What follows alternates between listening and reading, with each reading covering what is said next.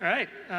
Hello, everybody. Thank you all for coming and making it through the first full day of all these panels and talks. Appreciate everybody being here. We've got a big panel, so we're going to kind of jump into it, but I do want to thank everybody here for joining the conversation. Stanley to my left is from the ESA. Then we've got David from Epic. We got Pete from Tencent, Jen from Xbox, and Ryan from Unity. And this first question will sort of give people an opportunity to sort of talk a little bit about what they do, where their expertise is, since there is such a broad range of focuses on this panel. So kind of want to talk a little bit about the scope of the game industry in 2022. I was also thinking about the panel this morning, where Laura was sort of talking about this moment that we're in. We're seeing on the precipice of potential change when it comes to topics such as the metaverse, which we've heard a lot about today, topics such as NFTs, which we've heard some about today. So just kind of want to get a sense of more user-driven content, social media. Stanley, I'll start with you as we'll sort of go down the row, but talk a little bit about where the game space is in 2022, and maybe is there a topic or an issue or a question that needs to be solved that you're particularly thinking about? Oh, well, thanks, and I love being with these panelists. They're just so smart in their issues, so it's going to be an exciting conversation. And I'm also excited to be at an event with people live. The energy's just been tremendous, both in this room, over lunch and the like, so I'm very excited and wanted to say that. I'm Stan Pierre-Louis. I'm the president and CEO of the Entertainment Software Association. For those who don't know, we serve as the voice and advocate for the US video game industry. We do so with government officials, we do so in the media, and we obviously do it in the game space as well. One of the things we've noticed a lot over the past couple of years is the increased attention that video games have gotten, and we'll dig into that, I know, over the course of this panel. But if you look at all the topics you listed today that we've been talking about, if you look at the news headlines, I think this morning there was something about Tesla building in game streaming, right? So every day someone is trying to incorporate games into their business portfolios. There's also increased scrutiny on our industry, and I think that's going to be a running theme over the next few years. We went through a very long period of scrutiny in a negative sense, and one of the things leading in the pandemic was people recognizing the positive impact of games.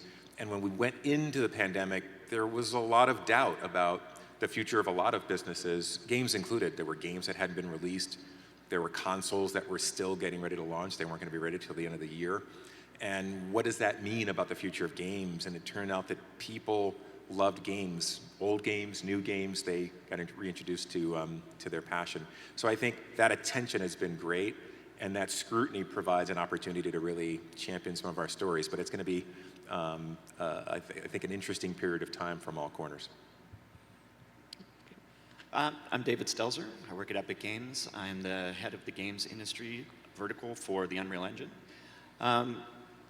Following on with what Stanley was saying, I think, yeah, we're seeing all those things, and I think because of the growth of the industry, because of what the pandemic has provided, where people have turned to games, the industry has just grown tremendously, and it's become a real form of entertainment that's being recognized where it kind of wasn't before. You're seeing a lot of things that are going games first and then making their way into other parts of the industries within entertainment. I'm also seeing two major things, right? You've got consolidation of these big players on one side, but for the people who want to make games and people who want to find opportunity, there's so many ways for them to go and create now and find scale. There's money everywhere right now. So you've got investment companies spinning up funds. You've got creators who are spinning off from big AAA companies who decide that they want to go make their own things. And Ryan's company, our company, there's the tools there now where you can do these things. And Metaverse talk, which is everywhere, right? And you've got all these opportunities where I think that one of the big trends you'll be seeing over the next few years as Metaverse continues is that user-generated economy, where there's platforms that are there to enable the average person to go and build an experience for something they like, put it into a platform, whatever that platform of their choice is, and interact with an audience, be able to build things for them, play the games they like, build the games they like, etc. So I'm really excited about the future this year. I see a ton of opportunity. Okay, you do. Pete? Hi, I'm Pete Smith from Tencent. I'm Vice President of Partnerships. I work with some of the second-party studios, as we call them, such as Sumo and Splash Damage, Shark Mob, and people like that. I think it's a really interesting time in the industry. I think the industry has changed so much. I remember the time that I told my mum that I was dropping out of a teaching degree to join the games industry, and she was horrified. Like, why would you give up a credible job like teaching to go and make computer games? And the transition to now, where it's such a part of modern day popular culture and music, and people think music and movies really influence popular culture, but now it's games. We're huge. We've got a huge influence. With that comes a responsibility. And I think that it's such a incredibly exciting. I love the games industry. We make games for a living. How can you not love that? But at the moment, there's so many different directions that the industry can go in. And it will probably go in all of them. That's the fantastic thing. And there's so many different opportunities. And I think at Tencent, we're really trying to focus on quality. It always comes down to, are you providing a real quality, engaging, entertaining experience? It doesn't really matter what you're doing, but let's make it entertaining, because that's what we're in the entertainment business. And I think that's really important. So if it's NFTs, or if it's the metaverse, or if it's VR, it doesn't matter. It needs to, at its core, be engaging and be entertaining. And we can't lose focus on that. I think also in terms of, you're talking about the challenges. I think the challenge really is how do we still keep taking risks? There's as has been mentioned, there's a lot of money. There's a lot of money in the industry. And games, big AAA games are getting really expensive. And it would be really easy to fall back on safe. As the previous speaker was talking about, let's just be safe. Let's do what people want because we know that they want that, and let's keep doing that. But we've got to still keep taking risks. And that's hard, and that's why we want to really empower our studios to give them that backing and give them that comfort to be able to say, no, go on, take that risk. Don't worry, because if you take that risk, then you just might find the next big thing, which is what we're all looking for. But it's such an exciting time to be in the industry. It's great. I'm Jen MacLean. I'm the General Manager of Creator Partnerships for Xbox. I think when we look at the last 2 years, we've seen games connect people in a way that I don't know we would have envisioned. We helped people spend time with their loved ones. We helped people nurture their relationships when they couldn't be together physically. And I think it really drove home that what we do isn't just for fun. It brings joy and emotion and meaning and resonance to our players' lives. And for me, what gets me really excited is the idea that we can help connect a single-person developer making a game in their garage or a 500-person AAA team to 3 billion players around the planet.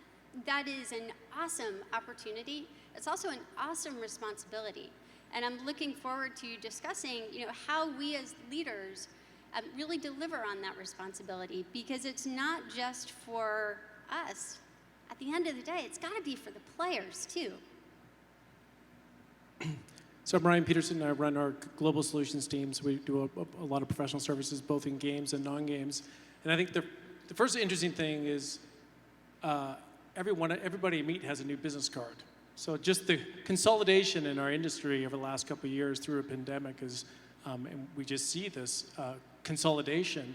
But at the same time, on our platform, we see all this new capital formation around new startups all around the world, and just really how globalized our creator network has become. So whether it's startups in the Philippines or Vietnam, companies are forming and really having a global presence. Like they didn't have, like, I feel like they had new access to capital. So we have new business models, new ways to have access to capital anywhere. Really best ideas can come from anywhere on the globe now. And I think that's, so while there's a huge amount of consolidation, there's just a wellspring of new creativity all over the globe. That's awesome. And this is sort of the second question is sort of something I tend to be sort of very interested in. I'm kind of curious to hear thoughts from those on the panel. When we look at sort of the consolidation, we all look at this period of the game industry becoming bigger, but games becoming entertainment IP as well. But games also sort of rarely hold the cultural conversation in the same way as a film or a television show. And maybe that's changing a little bit this week. This morning, I got 2 emails from people asking me if they should buy Elden Ring, just because people who rarely play games, just because of the amount of talk that game is getting. But I'm kind of curious to sort of hear a sense of, as the game industry gets bigger, as it consolidates, how much are you thinking about outreach to new players, making games more approachable to those who aren't already playing? Or is the game industry catering to game players too much? I'll jump in. We'll start the other side, and then we'll go this way. Our head of game services, Roger Watton, actually came up with this at Unity. We call it metatainment, because there's this whole new category of almost engagement platforms that people are investing in across brands that is, I think, really opening up our industry to a whole new audience. And I think that's, and at the same time, there's, again, as we're talking about, people talk about NFTs, well, there's just new business models that people are experimenting with, which I think is a real positive for our industry. And again, it's new capital coming in. And and we're so early on those in this, I think these trends and ideas, people call it day one. I'm like, I think we're in day 1 second, just getting started. And so people will have varying degrees of opinions on these different subjects, and we'll get into some probably vibrant debates here. But it's just, again, huge investment for access to billions and billions of people to what we do. Yeah, and I agree with you, Ryan. It's This is shocking. It is shocking, but it's we've got so many resources now, and both of our companies together, we're not really building from the engine side of things that the games themselves. We're empowering people to make games. We're empowering people who have never picked up tools to make games to go and do that. It used to be this mysterious business where companies had their own technology, and you had to go work for that company, and you had to learn this thing over time, and you needed to know a lot of code, whether it's C++ or C# or anything like that. The tools that are out there are constantly engaging new people to come into our industry and to try things that they've never done. So that is trying to grow that industry as a whole. You're trying to build out the games industry. You're trying to build out the future of game makers, and take people who never thought they would be game makers, but they have stories to tell. And those stories can go into whether you want to call it metatainment or anything else like that. We see the overflow into Unreal being used in the film industry, in television and animation, in all of these areas, and it's all storytelling. And people are learning how to take that from a linear to a nonlinear phase, and people who work in nonlinear trying to learn how to take that back to linear. Those things are going to become, ubiquitous at some point, I think. I also want to push back a little bit on the idea that games are not as big or meaningful or as impactful as TV and movies. Minecraft passed 1 trillion YouTube views last year. That's huge. And I think any of us who have children between the ages of 7 and 17 know the impact of Roblox and Fortnite, obviously. Much to my children's grades' detriment, unfortunately. When we think about the power of our industry, we can only deliver the kind of meaningful impact that drives 1 trillion views when we are making our games accessible to everybody. And so I think when you look at, for example, the advances across the industry in accessibility, in addition to the democratization of game creation, that's so huge, because now people are seeing, I can be a gamer, I can play, and I can create. And that's so powerful and so meaningful. Yeah, I think, to go back to the question, are we catering for gamers too much? Yeah, that's a question you asked. I think what you have to do to answer that is look at, well, who's a gamer? Well, you know what? Everybody's a gamer. Games is part of it's part of life now. It's so important. It's TV, it's movies, it's music. Like So everybody's a gamer. So the question, are we catering to gamers too much? It's like, well, you can't do it too much because are we catering to everybody's needs? Are we trying to entertain everybody? Well, yes, we are. Yeah. Can we make it accessible to everybody? That's the thing. That's what we need to do. We need to make sure that we're inclusive, both for our gamers, but also within our industry as well. But we want to entertain everybody. Yeah. And that's not a way to win at business. Yeah. That's just the right way to make games and to entertain people. So yeah, I think let's cater too much to gamers. I'm all on board with that. Well, so we asked for audience questions before the panel. So we're gonna sort of sprinkle them in throughout the talk. We're just gonna dive into this one. People have sort of mentioned it already a little bit. The industry has been undergoing huge amount of consolidation in the last couple of years.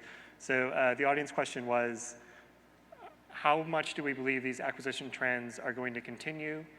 And sort of a thought on sort of the pros and cons as we move forward into this new landscape.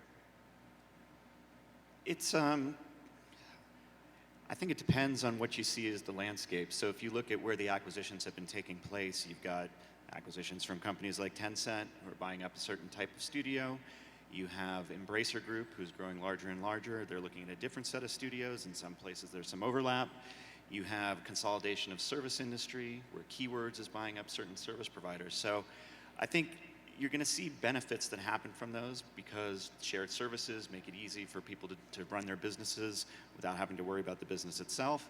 But at the same time, you have to look at the landscape and see how many studios are out there at that stage of maturity that can be bought, that can sit on the same playing field evenly with the studios that have been acquired.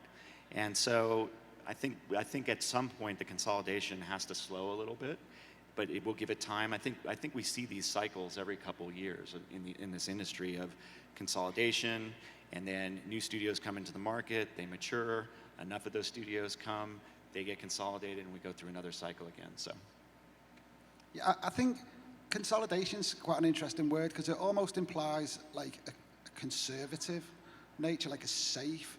And I think that what certainly with Tencent, with the studios that we're now working with, we're actually trying to get the studios and really empower them. Yeah, and give them the tools and the support and the access to knowledge to really help them really go to that next level and really create something special. And I think that can be great for gamers. If we can provide developers with the support and the tools to make the games they've always wanted to make. Yeah, let's remove the constraints. Let's empower them. Let's support them. And so, consolidation, it just feels like the wrong word when actually we're getting developers and we're boosting them, and we're helping them, supporting them, and then gamers win. Right? And that's what it's all about: is helping developers make great games, so gamers get great gaming experiences.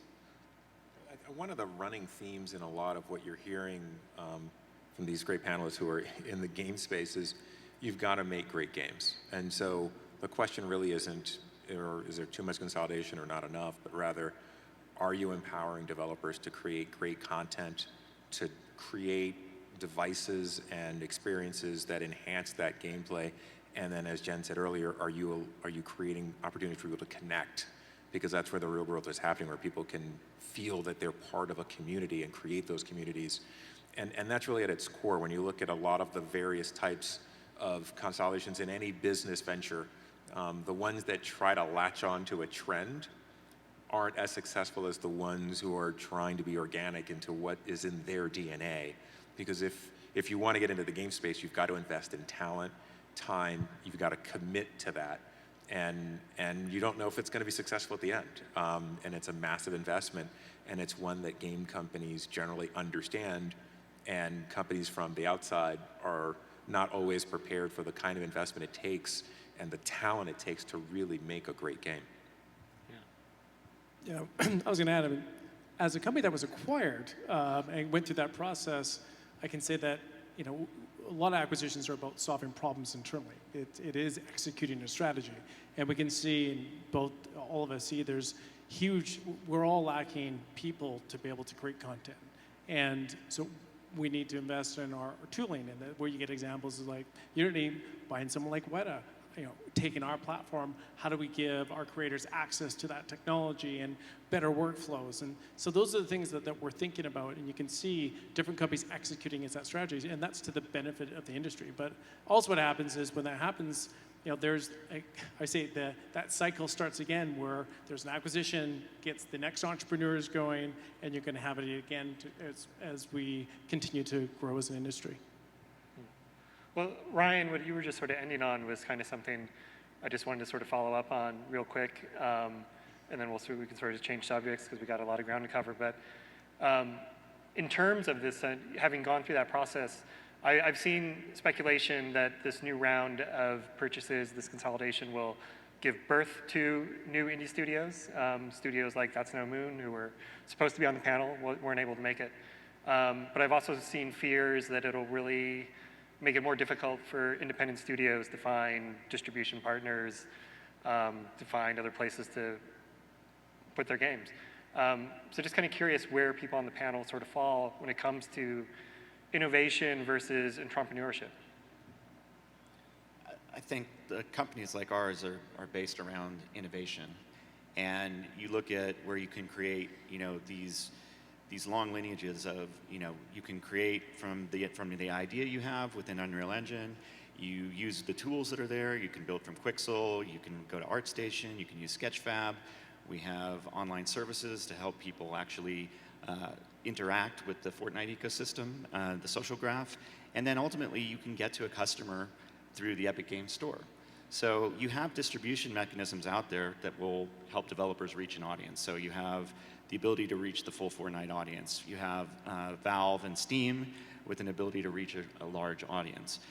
You also have publishers like Xbox, like Sony and PlayStation, and they have their needs and wants as well, and they'll make large-scale games, but there's always a need to reach the audience too of who's buying those boxes and who wants to play games, and not everybody wants to play a big blockbuster game. A lot of people want something that's a little bit more intimate. They want something that speaks to them, that has a great story.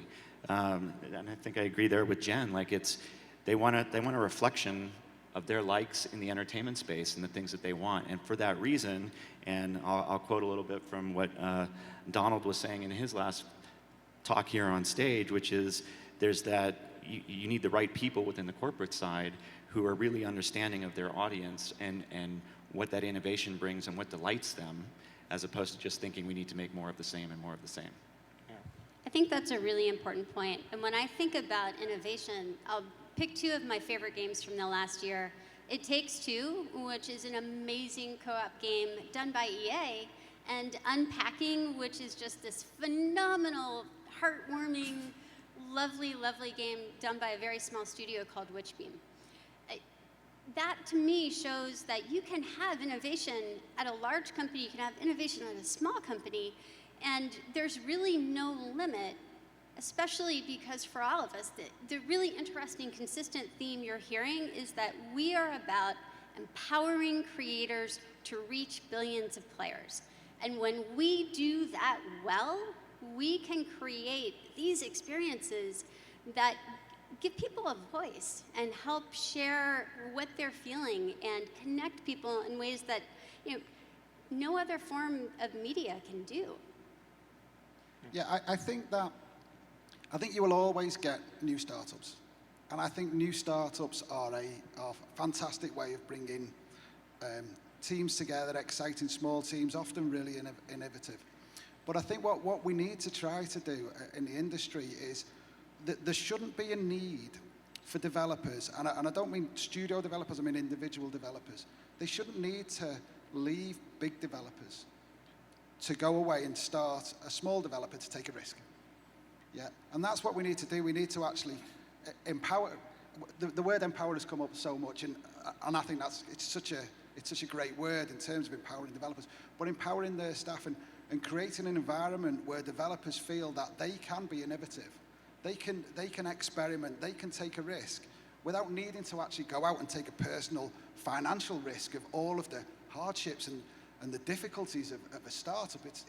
You know, let's give them the environment to be able to do that, be entrepreneurial, without actually having to move out of the more safe and, you know, environment that we can provide them with, a more stable environment, but they can be innovative there. And I think startups will always form, but I think what we want to try to do is provide that entrepreneurial environment even within our teams.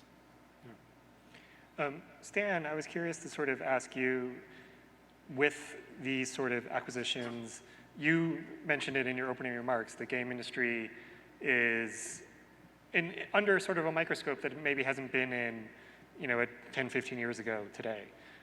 Whether that's the FTC taking a look at some mergers, whether that's the state of California getting involved with issues of pay inequalities and workplace harassment.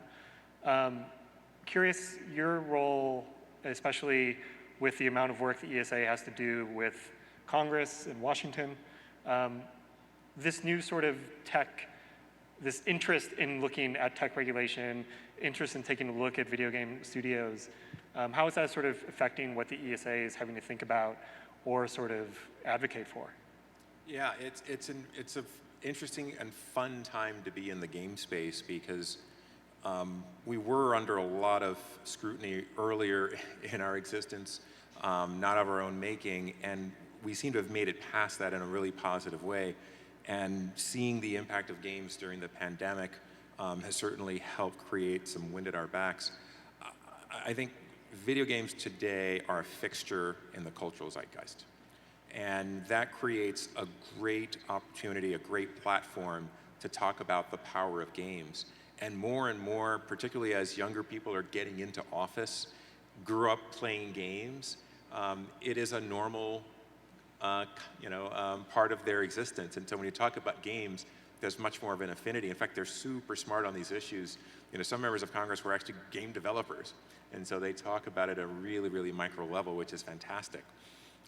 We've got to use this moment to share that story. So I'm going to take all these panelists with me to the States and on the Hill. Jen, you're one of my members anyway, or several of you. So I think each of you. So we're going to be taking them on the Hill to talk about what we do as an industry, because as we personalize it for people, it becomes real and it becomes normalized. I was talking to a member of Congress a couple of weeks ago, Zoom meeting, and raised a couple of concerns. And then we started talking about, he's from the state of Florida, just talking about the impact, the economic impact that our industry has in the state of Florida, and the number of schools that have video game design programs, like Full Sail University. And he kind of lit up for a moment and said, my son is a junior in high school. He actually wants to go into game design. Completely turned the conversation around because it didn't seem like something real to him, and then it became very real. Oh, and by the way, my wife plays Candy Crush every night before she goes to bed, but she's not a gamer. Okay, however you want to say that. So I think we're trying to use this moment to shine a light on all the things we're talking about, and that's even before you get to the amount of jobs we're creating as an industry, the amount of innovation we're driving at every level. The metaverse is really a conversation that's happening in the video game space more than any others. In a powerful way. So I think that's what's critically important for us, and also to distinguish ourselves from some of the other activities going on in the tech space. There are headlines that are more difficult to navigate. You mentioned some of them, and Laura earlier today in her keynote spoke about them. And I think it's a critical time for the industry to really self-reflect and figure out how do we put into real practice the beliefs that we have, the things that all of our charters have, all of our employee handbooks. How do you make sure that the workplace feels safe for everyone to really be themselves and to feel like they can excel? How do you make sure that underrepresented voices get to make games and get on these amazing platforms and share their stories so that they make the world around a better place? How do you make sure that online communities feel safe for everyone so that gaming's ecosystem becomes this virtuous circle? So we have a lot of work to do in each of these. The good news is there are great storylines with every company trying to do something. Every one of these folks here can talk about the initiatives within their companies, talk about gaming for everyone, talk about the work you guys have been doing.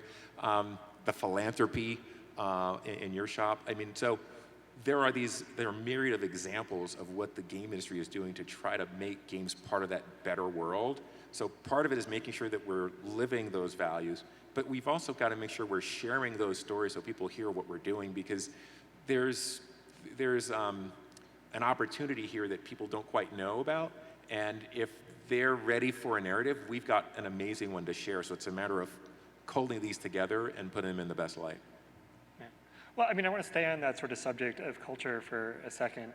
I think this panel in some ways even represents sort of the demographics of the game industry. It's a lot of dudes on this panel.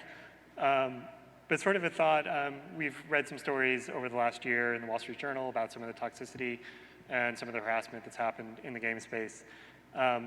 Wanted to sort of get some thoughts on the reputation of the game space as a boys club still persists. It hasn't fully gone away. So what efforts are being made to sort of recruit outside of the norm? What efforts are being made to sort of keep those people within the game industry? And sort of how are we thinking about changing that reputation that is still garnering some unsavory headlines? I'll say something really quick, and then I'm going to, because I know you guys all have amazing stories. I've seen your sites, and I've talked to several of you. First and foremost, everyone is a gamer, and that's one of the messages we try to get out there. You have just as many people under 18 as over 50 playing games today. You know, something like 45 or 46% of gamers are women, right? So we've got this amazing story about the demographics that we are really trying to get out there, and I think as people learn more, they go, well, I don't know if that's true, but in my house, that's true. Well, okay, all right, so that's part of it.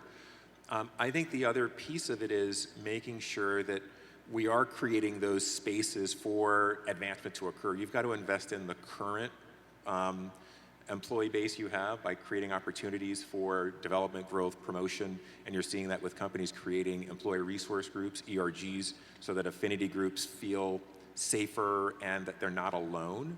And then you're seeing it in investments in all kinds of organizations, Black Girls Code, Girls Make Games, trying to generate new interest in the new pipeline. So I think you've got to make those investments, you've got to create those opportunities, and then you've got to vocalize it. I think sometimes speaking it is very important, because when Phil Spencer comes on a D.I.C.E stage and says, we're doing this as a company, it's real, right? And everyone understands what's happening, and that's true from company after company. I'll throw to you guys, though, because you guys are the ones actually operationalizing a lot of these efforts.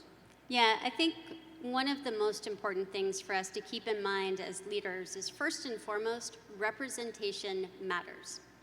Not just in terms of the characters we show in our games and how we help creators use their voice and tell their story and speak their truth, but also in terms of the teams that we are building, the leadership that we are nurturing. Representation matters. For me personally, I've been in the games industry for more than 25 years. When I interviewed with Xbox, this was literally the first time in my career I had a loop that was all women. It was amazing, because so often I'm the only person on the stage who identifies as a woman, or the only person in the meeting, and then to go in and to hear these amazing, intelligent women, 3 of whom are women of color, be able to talk about their passion for supporting creators, that meant so much to me personally. We, as an industry, have to take responsibility for the voices that we elevate. We have to take responsibility for the behavior that we model, for what we say to our developers, to our players, to our community, what we say we will accept, and where we say no. Games are for everyone. And we will act as an industry to make sure that everyone feels like they can play and everyone feels like they can win. First and foremost, I want to call out Phil Spencer and Sarah Bond. I mean, they have really created one of the most diverse and inclusive organizations. Accessibility permeates all the way through Xbox, and it really shows with the group that they put together. And I agree with Jen, it's not just games, but when you look at anything that's entertainment focused, whether it's games or sports or the film and TV industry, people always want to see a reflection that they belong in those spaces. You hear those things over and over again, so I agree, like, it's important for us to make sure that we can model those things and get them out. And it does start internally too, and to Stanley's point, like, we've built all these wonderful ERGs that give our workforce more of a diverse culture. There are people that feel included in every type of activity, whether you identify with a certain group or not, you're welcome to join these activities. And it's really helped the culture at Epic, I think, to develop and move forward. And I'd like to see that come into the way that we engage with our community within Unreal Engine and eventually make its way into games. I think this is something that's changing now, but you may not see the reflection of the change to what comes out for a couple years from now, right? Our industry, you know, unfortunately, it's slow as we make things. We have a long process of production. And so while we're all talking about these things in a very meaningful way, the people who play games may not see these things for a year, 2, 3 years down the road. I think one of our most important employee resource groups is allies at Xbox, because every single person can be an ally. Every person should be an ally. I would say every person must be an ally, because we will not see the systemic change that our players deserve and our creators deserve without action and responsibility from everybody in the industry. I absolutely agree. That's awesome. And it is, and when we think of diversity, equity, and inclusion, it can't just be buzzwords. You need really transparency in your own organization. And I think our whole industry is growing up, and it's a process, and people are going to make mistakes. And what we need to do is, as leaders, pick them up and show them the right way. And I see companies, we don't need to call out names, but are going through that process of waking up to how do you want to treat your own employees. And I think within Unity, we spend a lot of time talking about empathy and respect and opportunity. It's embedded in our training. This is not idle chat. We talk about, well, in my org, we have a rule: we don't interrupt each other, because that's about respecting each other's voice and making sure everyone's heard. You know, and so I think it's, you know, for everyone here, it's, you know, your culture's going to have to evolve. And where you are now, you're on a journey. And we have a long way to go at Unity. We have a long way to go as an industry. And it's great to see, and I have to say, call out Xbox and Microsoft as being the leader that you need to be as a kite for the industry. And more companies, I think, are going to go through this this is not reckoning, but this evolution that needs to happen. We should call out too, like there's amazing work being done at the forefront by the IGDA, where I've been a board member, and Jen ran the IGDA within the ESA Foundation, programs that sponsor for diversity and inclusivity, and it's often a starting point for a lot of people looking to come into the industry. And if we don't welcome and make these opportunities for people, they're going to feel excluded from the industry. So I encourage, if anybody's interested, that they look to those organizations for a starting point. And the AIAS as well, with the That's true, AIAS yes. scholars. Yeah, I think that we have more responsibility than we ever have, because right now we have more influence than we've ever had. And I think that the games that we're making, the spaces that we're creating, they need to be safe, they need to be inclusive, they need to be diverse. And yes, they are buzzwords, but it's really important. Well, the way you do that is by building teams with that diversity, by being inclusive with your development teams, and creating these safe spaces, because diverse teams make diverse games which will appeal to a diversity of people. But we've got a real responsibility to our audience, to our gamers, which is such a broad spectrum. And that's now why, with games just being so important and so central to entertainment, modern entertainment, we have to take that responsibility seriously. I actually think as an industry, we have an opportunity to be leaders of this dialogue. We actually do, because first and foremost, at every level of the companies, everyone is talking about this, from the CEO to everyone else in the company. So it is part of this industry-wide conversation that people feel is important. The second is you're seeing the investments. I think most, if not all, of the major video game companies and a lot of the medium now have specific DEI people to really think about this, not as an afterthought, but how do we bake it into what we do. It's complicated, it's hard, but the investments are real, and the people being brought into this industry are stellar. They're super bright.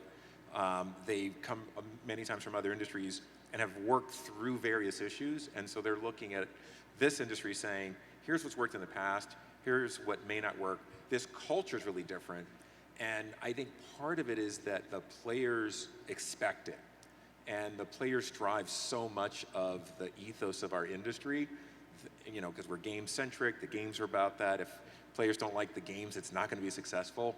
It's driving a lot of that, whereas, you know, when I was in the film business, you know, we put out the next film because that was a sequel, and you're just going to like it, or not.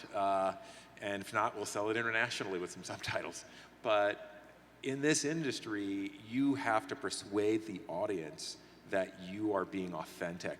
And I think if it's really being felt that way at within every vector of this sector, there's an opportunity for us to lead that discussion and that change as an industry more than any other. And sort of, I wanted to throw in another audience question because it's sort of related to this same sort of subject, sort of slightly divergent. But so the question from the audience was, how are your organizations managing employee needs for a more flexible work environment? And how is this affecting milestones and efficiencies? And I'll throw it out to the group. Well, I lead a big development team, so I think that we've learned over the last couple of years that we're able to operate very well, but it's actually really hard to innovate without getting in front of a whiteboard, and that we're really missing that. So I think as a business, as we go back to work and we're starting to open up, we've also had most of our teams have spread all around the world, and so how, you know, what is an office anymore? So I think as a business, we're really rethinking what workplace we even call it. Like, it's not even 2.0. 2.0 was a pandemic. We're at 3.0 now, and in year 3 of this is remote work, and also in my own personal life, I got to see my kids grow up over the last 2 years. I'm not giving that up. So, and again, they're getting into Minecraft. They're 7, twins. And so am I going to ask that from my staff to give that up? So there's that balance that we have to give to ensure we have that, I think, the creativity that you can't replicate virtually over Zoom, versus empowering people to live lives where they want to be. And I think that's what remote work or being at home and having that balance back and forth. So I think it's a process for us right now. Yeah, balance and work-life balance is that topic that comes up all the time, right? As pandemic being 2.0, we all found that we were all accessible all the time. And I think that's one of those things that we're really working towards, is to find those places where people can have time back, where people can take time to not have to answer Slack, not have to answer email, not schedule conference calls, and have that time to do some deep work for themselves and feel that they're distraction-free. You know, even being in the office, right? Like when you're in the office, people could come and stop by at any time, but you still had that break where you were going home and you knew that wasn't going to happen anymore. With all these tools, how do we allow employees time to kind of unplug from them and get that digital free time? Yeah. I think I was thinking about how I would answer the question as you were talking, and the one word that I said is balance. And then Ryan mentioned balance, David mentioned balance. The balance is really key. Personally, you just can't be face to face in certain circumstances.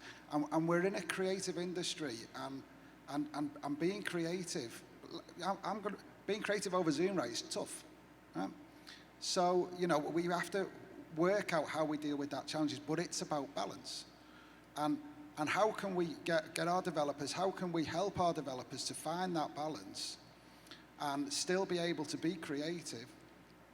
But I think when we're seeing it now, meeting people face to face, wow. Who would have thought that you could appreciate face to face so much when previously we just took it for granted? But then it's got to be the balance. And I think what we do with our developers is we really allow our developers to have their own culture. and we allow them to really define their own path. And I think that's really important because every developer is different. And I think as soon as you start to put in hard and fast rules, you're going to hit problems. So the developers then they can work with the staff the way that they want to do it. But I do have to say personally, I just love face to face. Yeah, let's never lose that bit. Yeah, balance definitely, but let's never lose that bit. But I think it's important for us to think about flexibility, because what we've seen, I have a global team that supports creators in over 70 countries around the world. There are going to be some people we will never be able to meet face to face. And I think it's important that as leaders, we give our team the trust that they have earned. And we make sure that our teams have the flexibility to figure out what works best for them. That the industry has done so much amazing stuff in the last 2 years. Our teams have earned trust and flexibility and credibility.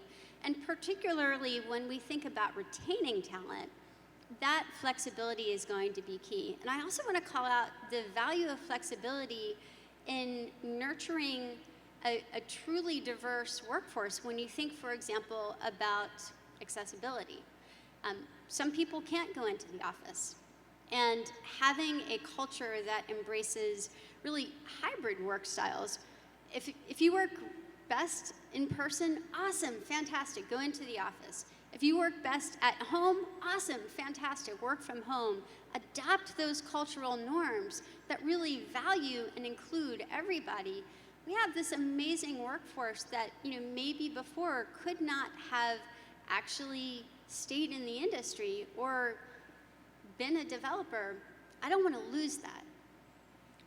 I think one hard question in all of that, because I think everyone is right, that when someone is looking for a role in an organization today, the top 3 questions are going to be the work schedule, then it's going to be about vaccination, and then it's going to be about diversity, equity, inclusion. Those are the questions I get all the time. Doesn't matter if it's an intern or a receptionist or someone to head a department. I get those 3 questions first all the time. The biggest question we grapple with is, how do you define your culture? We've got people who I've never met in person because they were hired during COVID. What do they know about our culture outside of me in a box, at an all-hands meeting? So that's the one thing we've got to figure out. And face-to-face is one answer, having some of that. And you can have sidebar-ish, kind of happy hours and the like. But how do you get people to understand who we are and what we're trying to do and what we represent? I think that's the biggest challenge. And Zoom makes it tough because it's so static.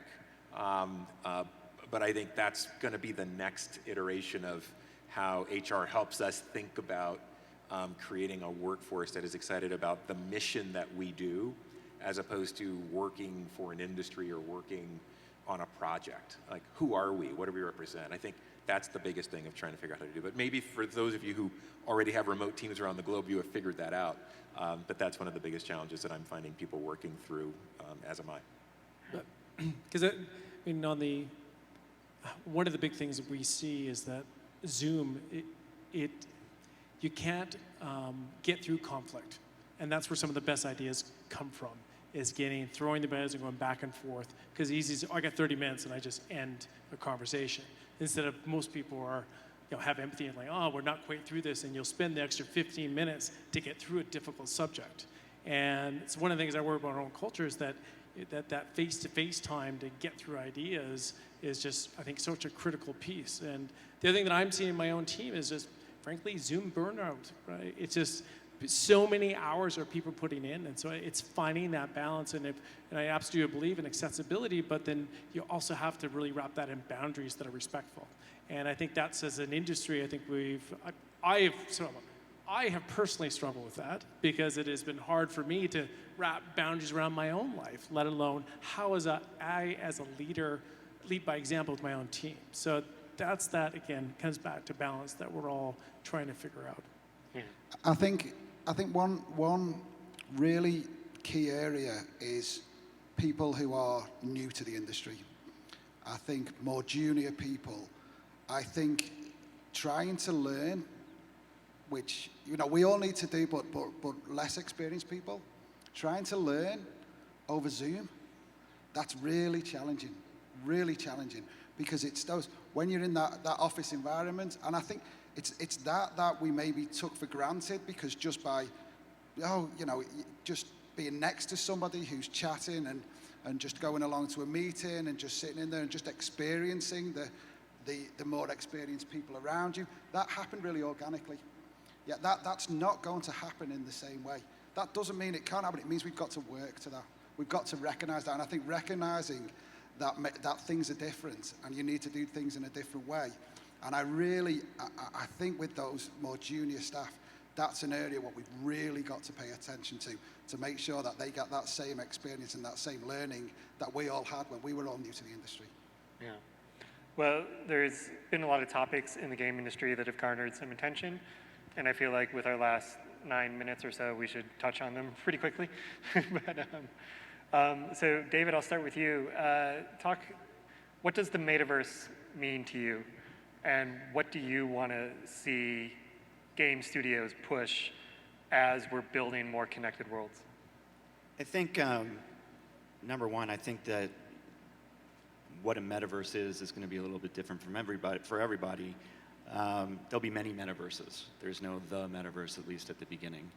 From where we sit at Epic and for Unreal Engine, it's about empowering people to build those metaverses.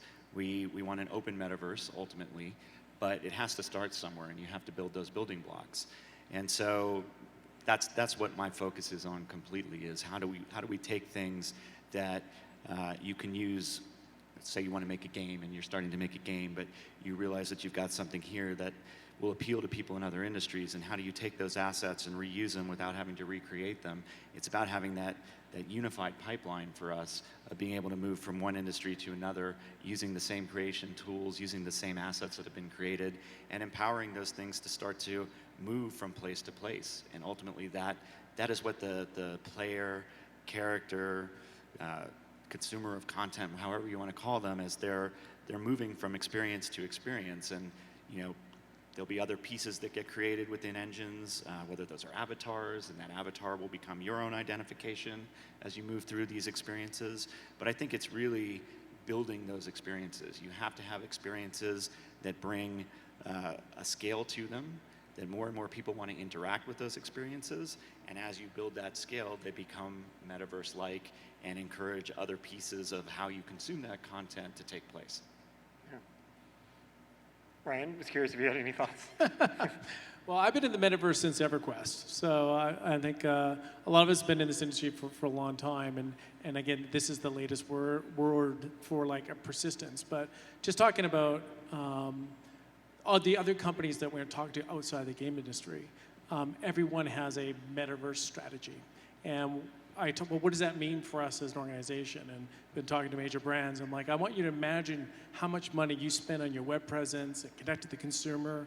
And they're like, yeah, I totally get it. Okay, you're going to spend probably 10 times that on your metaverse experience, because you're going to go from 2D to 3D. So what's really interesting, and a lot of us went through this, is when the world went from our 2D game experiences to the PlayStation 1 and 2 and the Xbox, we saw that explosion in demand and the richness of content and pipelines. Well, the whole world is going to go through that.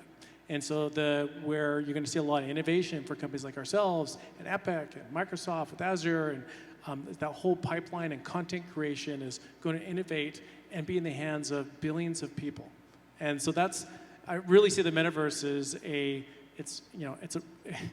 it is a whole new field for new jobs. And I say this, that we haven't even imagined yet. And so this is not even just day one, this is really just a conception of I think the world being connected and doing things in a flywheel society that, we don't know what it's about to become. That's the exciting part. Yeah, I think that, so, what is the metaverse? We won't even go there. But I think ultimately we want to create a space where people are going to go online and be connected. Well, why are they going to do that? Well, they're going to do that because we provide an engaging and entertaining experience. And I think that's where it starts. That's why with games, the metaverse is at the forefront of the conversations around games because we provide compelling, entertaining, engaging online experiences where people can connect. And then you build on top of that and all the additional features which keep people online and keep people engaged.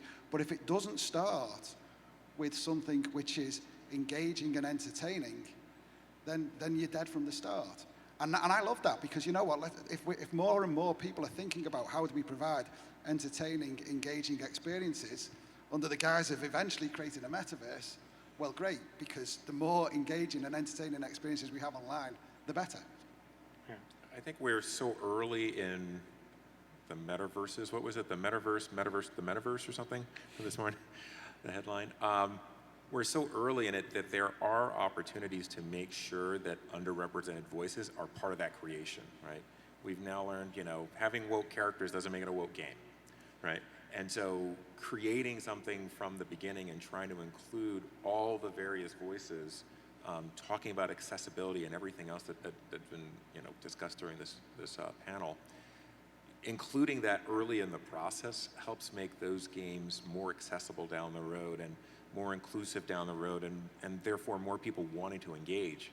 And that's how you're going to grow, I think, the fascination, the excitement, and the uptake in it within all communities. So I think it's critically important at that nascent stage for the developers of the various metaverse platforms to think about what their teams look like, and if someone is not represented in the room, how they ensure that that person gets there. And it's such a tough, difficult, thing to create that we don't know what it is, that you need various skill sets. So there's an opportunity to go beyond the traditional expectations of mere design, right? Mere design, how hard that is, to opening that up to a cultural shift in how we think about the creation of these platforms. This is also such a great opportunity for us as an industry to lead. We have learned some hard lessons through experience. I loved Laura's example of course, being killed in Ultima Online, which I think has probably happened to a lot of us.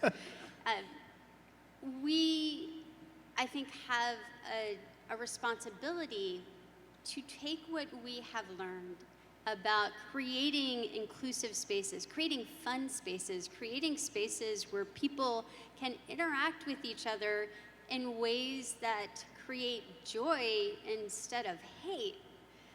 I want to see us as an industry to share what we have learned with everybody else who is thinking about how they build their metaverse, because there's so much that we can add to that discussion. And you know, frankly, so many mistakes that we have made that we can help stop other industries, other creators making on their own. Yeah. And so I'll throw out this question. Will probably be our last question based on the time. It's a fun one.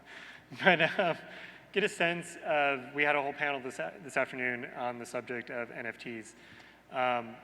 Anytime they're brought up within a studio, it seems like there's a developer sort of feeling, there's an outcry, let's just put it that way, anytime the subject is brought up.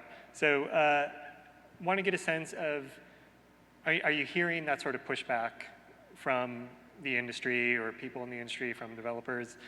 And are those fears founded, unfounded, or what is the thinking about in terms of NFTs today, and what is sort of like the reality, the level-headed sort of? I think Ryan said it really well before. It's a business model. It's no different than the start of free-to-play games in mobile, right? Where people liked it, some people didn't like it, but it all comes back to, if you're making really good games, then people will want to play them, and then you can kind of figure out what is organic for that game and how to make it monetize and be able to sustain that game, right? And the players, I think, are going to be the ones to kind of accept things or say that they don't work, and it's very, very early days of finding its way. I think it's too early to say that it's being rejected or being accepted. You're seeing a lot of the things coming over from NFTs as art more than you're seeing anything in games yet, and it'll be interesting to see what happens over the course of the next year. Yeah, well, and I think it's in this space is we're seeing a lot of innovation in this space, not in the West, but in the APAC region. And then the user base is in countries like Venezuela, play to earn games, in Argentina, in the Philippines, super popular. In fact, there's people that are having a better lifestyle from play to earn games in these countries than other jobs they can get. So who are we to judge that? So it is there are, again, new business models, and I think accessibility from the whole globe to a creator ecosystem. And I think that is a positive thing. So I think there is definitely, I think, two sides of the coin. And I think when we think of energy consumption in terms of blockchain, these things have to be sorted out. But again, we're so early, it will be sorted out. And so I think where I see and what I think is a benefit is the continued innovation of business models, just like social free-to-play. Things like Fortnite probably I think wouldn't have existed without some of the innovation in the business model. So I think it's just a kind of an exciting time in the industry to see almost this smashing of business models, technology, Web3, all at the same time. Yeah, I think one of the panelists this morning mentioned they were talking about an NFT game, and I gave a little shudder. And it was because I don't want an NFT game. I'm cool with NFTs, right? I don't want an NFT game. I want a great game. And then once we've got a great game, I want someone to find a really cool use for NFTs within that great game. Yeah? It was like when in the past I've been pitched an esports game. I don't want an esports game. I want a great game which then becomes an esport. And I think that's NFTs. I mean, owning a unique object in a game, like somebody somewhere is going to do something really cool with that. There are so many cool ideas, but it's got to be built on a great game first and foremost. So bring me a great game with a cool use of NFTs, I'm all in. An NFT game, I'm out. Well, I think that is time. So thank you to all of our panelists. And thank you to all of you for coming. Enjoy the party and the awards.